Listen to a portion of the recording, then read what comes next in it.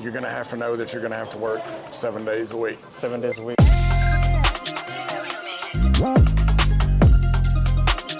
What's up, guys? Welcome again to another video. In today's video, we're actually here visiting a local market, a supermarket where they actually sell different kind of products. So follow me inside, and I'm going to be meeting up a manager who runs this area, and he's going to tell us a little bit about the story and how this business runs on daily basis. Let's go.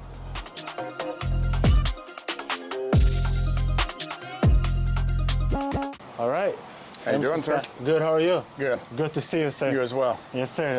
So I want you to just tell us a little bit more about your business, kind of tell us about the products that you guys save and what you guys do here. The business was actually started in 1973 by Tom Barron. Nice. Actually started pretty much with just a pickup and very small store.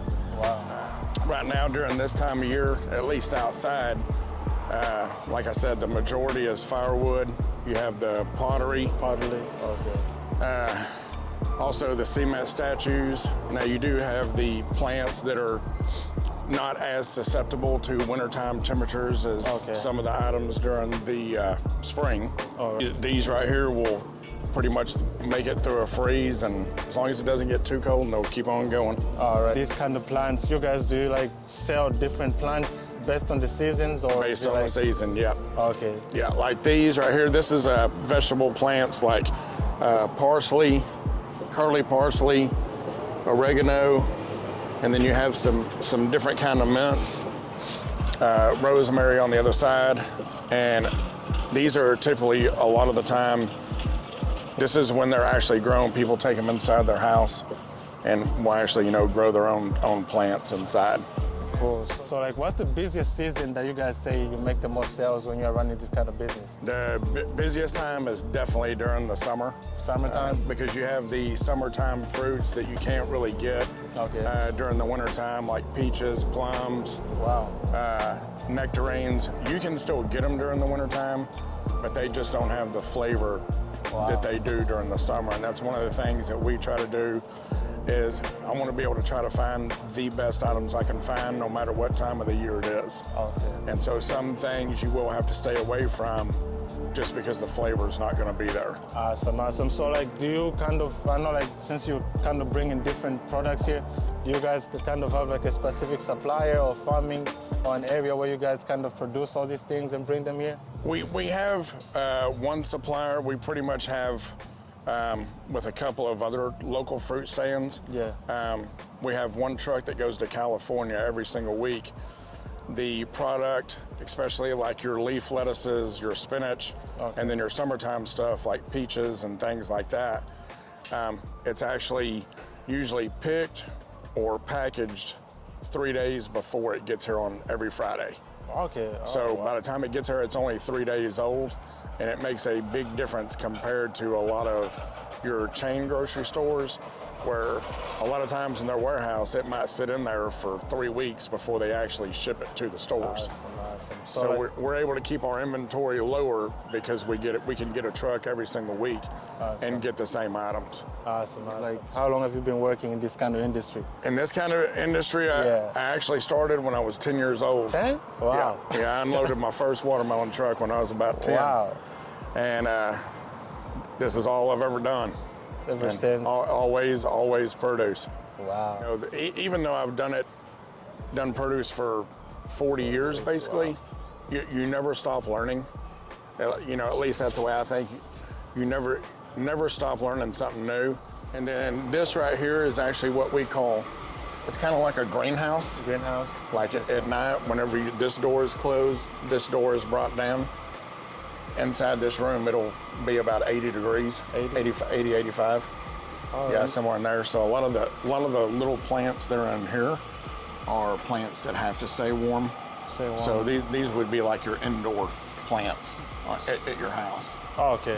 It's very interesting because like a market like this, most people are more familiar with like big stores like Walmart, Kroger and stuff like that. But when you have like a store like this at a specific location like this, you guys actually attract specific customers that know that this I can find at this store, and It's and interesting. they know it's going to be here and that it's going to be good. Awesome. Specifically for like a person who's like maybe watching this video right now, they kind of want to know exactly if they wanted to start a business like in the farmers market business, right? Like open a store like this.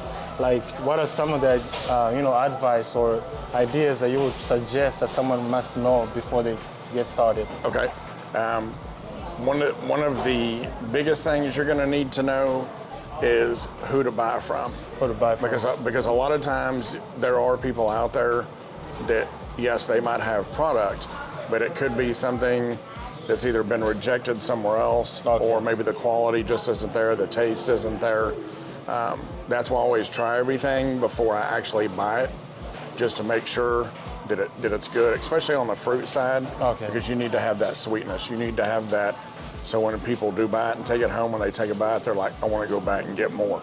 Okay, so basically just finding the right supplier to where you get stuff from. Yeah, and so they're going to need to know also what all the products are. Okay. Because I think that's very important. So like if a customer does come in, and let's say that they don't know how to pick a pineapple, or they don't know how to pick, even oranges or grapefruit, like oranges and grapefruit, for instance, you want to pick them by their color, but also by their weight.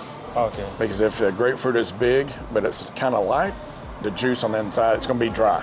Okay. You want it to be heavy, and that way it's going to have more juice. So you would have to know exactly what kind of fruits and vegetables you actually are picking up instead of just selling stuff. Instead of just selling. Okay. Yeah, because if you're just selling and you're not selling good product, then it's not going to stay very good for you very long. The other biggest thing is, depending on what time of year you start, during this time of year right now is our slowest time of the year. Okay.